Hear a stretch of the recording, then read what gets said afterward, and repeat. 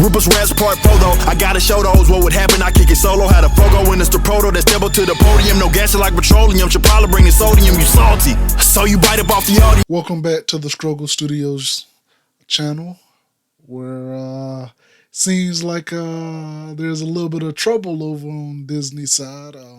Scarlett Johansson is suing Disney over Black Widow streaming release. So, from what little I've heard, this article is brought to you by the Wall Street Journal. Um, Basically, being that Disney put Black Widow on, they released it in the theaters and on the streaming sites, Disney Plus. I guess it must have been like a breach of contract, she says. So let's read this article a little bit. Black Widow has a new enemy, the Walt Disney Company. Scarlett Johansson, star of the latest Marvel movie Black Widow, filed a lawsuit Thursday in Los Angeles Superior Court against Disney, alleging her contract was breached when the media giant released the film on its Disney Plus streaming service at the same time as its theatrical debut. So basically, I guess her contract might have been like a lot of the contracts before streaming, and I could be wrong about this. I think it was linked, especially when you were the talent. It would be linked to the box office. Basically, if you were like the Robert Downey Jr.'s, the Tom Cruise, you get your base, whatever they'll pay you, but then also you get a percentage of the box office. So let's continue. Ms. Johansson said in the suit that her agreement with Disney's Marvel Entertainment guaranteed an exclusive sorry, I cannot speak today. Release, and her salary was based in large part on the box office performance of the film. Disney intentionally induced Marvel's breach of the agreement without justification in order to prevent Ms. Johansson from realizing the full benefit of her bargain with Marvel, the suit says. So, basically, she thinks they did it on purpose, because now a lot of streaming services are going to where they're doing day and date, kind of like, I think most of them are doing like 30 days. Like, so when a movie or something releases for the first 30 days, it'll be in both places, in theaters and on streaming services. And then after 30 days, I think it falls off of the streaming service. At least I know that's what happens with HBO Max, I think it is.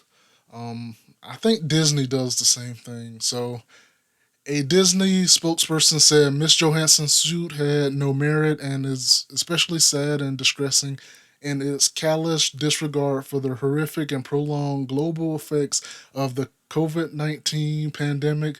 The company said it fully complied with Miss Johansson's contract, and furthermore, the release of Black Widow on Disney Plus with Premier Access has significantly enhanced her ability to earn additional compensation on top of the $20 million she has received to date.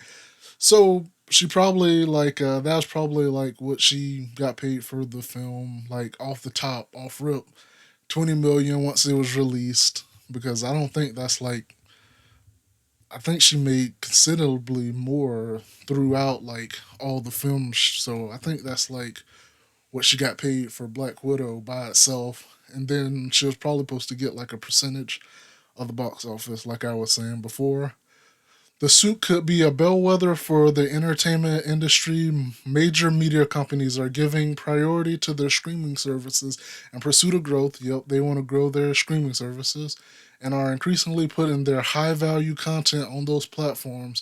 Those changes have significant financial implications for actors and producers who want to ensure that growth in streaming doesn't come at their expense. So basically, if they release both of them at the same time, then and they are saying, hey, we'll give you a percentage of the box office, but a lot of people are not going to the theater to watch it on the box office, then they're not making as much money as they possibly could if it wasn't on a streaming service at the same time, which is probably going to draw even more actors because a lot of studios now, I mean, big companies, these large Discovery, AT&T, Disney, they're making their own streaming services, trying to follow that Netflix, Amazon, what they do. So this will surely not be the case, the last case where Hollywood talent stands up to Disney and makes it clear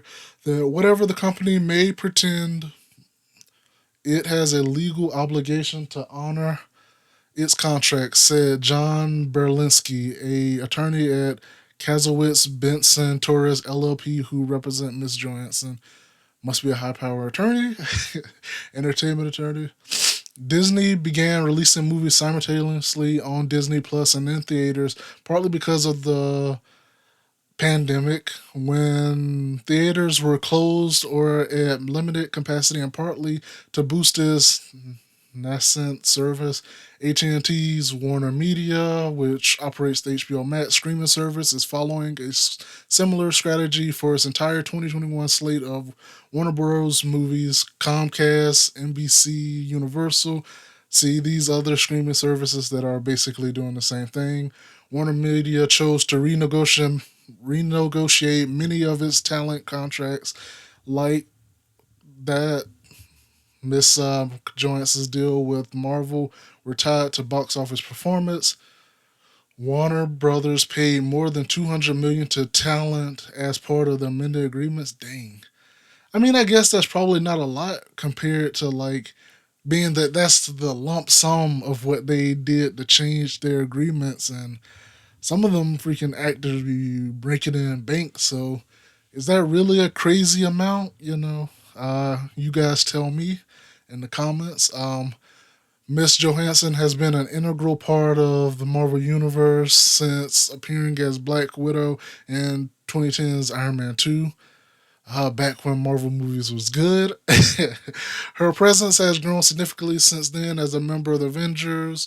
Alongside Captain America, Incredible Hulk, they made him a wimp. Her character died in the 2019 blockbuster Avengers Endgame, which is sad because that's when she really came alive to me. And then they threw her a movie which it came too late, if you ask me. The spin-off film in the theaters now takes place before the events of that movie. According to the complaint, Ms. Johansson's representatives sought to renegotiate her contract after learning of the dual release strategy for Black Widow, which she had said in her ninth and last Marvel movie. Disney and Marvel were unresponsive.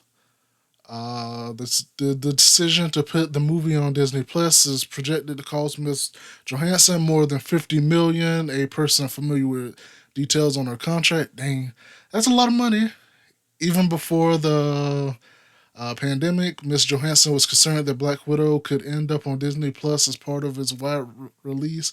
In 2019, Miss Johansson's representatives reached out to Marvel seeking assurance that Black Widow would have a theatrical, I'm sorry, I cannot say this word today, release. According to the complaint, in March 2019 email included in the suit, Marvel Chief Counsel Dave Galduzzi said the release would be according to a traditional theatrical model, adding, "We understand that should the plan change, we would need to discuss this with you and come to an understanding as the deal is based on a series of very large box office bonuses." Okay, Marvel been doing crazy in the box office, so I can see her getting worried and trying to renegotiate that contract because that's where a majority of their money is made, and then if she doesn't have like some kind of deal to get a piece of whatever they're raking in on the streaming side, it's just Disney eating. Disney's gonna be the only one eating from that pie. So Black Widow grossed 80 million at the domestic box office, 75 million overseas. That's, I guess the opening, that's not bad. And generated another 60 million from 30 $30 at home purchases on Disney Plus. It was the first time Disney broke out a film streaming performance in such detail. Disney shares ticketed upward on the news that Monday. The movie's theatrical performance fell in the subsequent days more sharply than most Marvel movies. Some analysts and executives in Hollywood questioned whether making the movie easy to watch at home was hurting box office results. The National Association of Theater Owners, a lobbying group for exhibitors, called the performance disappointing and anomalous, and proof that executive theatrical releases were the most profitable approach. Internally, some executives at Disney worried that an at home release would tarnish the overall appeal of the Marvel brand, which has produced the biggest offerings in Hollywood over the past several years, which is truth. I mean, I think Endgame is now pretty much the largest grossing movie in like history, I think, or something. I think it topped out what was the movie that they had to beat? Was it Avatar or Titanic or something? I forget which one. Disney Marvel Studios has had unprecedented success in modern day Hollywood, releasing 24 titles that regularly collect more than $1 billion in global ticket sales. The movies, in turn, activate a cycle of revenue from toy sales to theme park attractions. As the franchise has grown, it has become a magnet for big stars who sign up to portray their heroes and villains of Marvel movies and shows. And I think that's pretty much the end of the article. So, basically, I guess she knew that was her last movie, and they tried to stiff her a little bit because of them releasing, even though that's probably their plan anyway. They're trying to build up the streaming service. And then, of course, with it, the box office failing after 2 weeks, I think it was, or what it said, right after the opening. I guess the numbers didn't look good, according to what she would receive, her percentage of everything. And she's suing them now. So, let me know in the in the comment section. What do you think? Do you think she's going to win it? Do you think she has a case? Do you think she's right? Do you think she's wrong? She's going up against the mouse.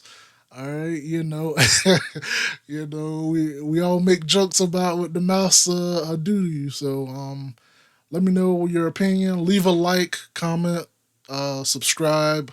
I'm gonna be releasing other videos today probably. All right, peace. Rupert Rats Part Photo. I gotta show those what would happen. I kick it solo. Had a Fogo in the proto that step up to the podium. No gas like petroleum. Should probably bring the sodium. You salty. So you bite up off the audio. Retarded, that's why you targeted. Plus you got a sorry flow. I used to partyo from the dirty D to the barrio. Now I build my audience focusing doing cardio. Running laps around you. I don't have to pound you. Watch your mouth do it. Rather wrap a circle around you. If it came down to catching around in the battle mode, I sat your ego. Cause you and I are not compatible. Get out of here. I know it sucks and it's sad to hear. You and I ain't even in the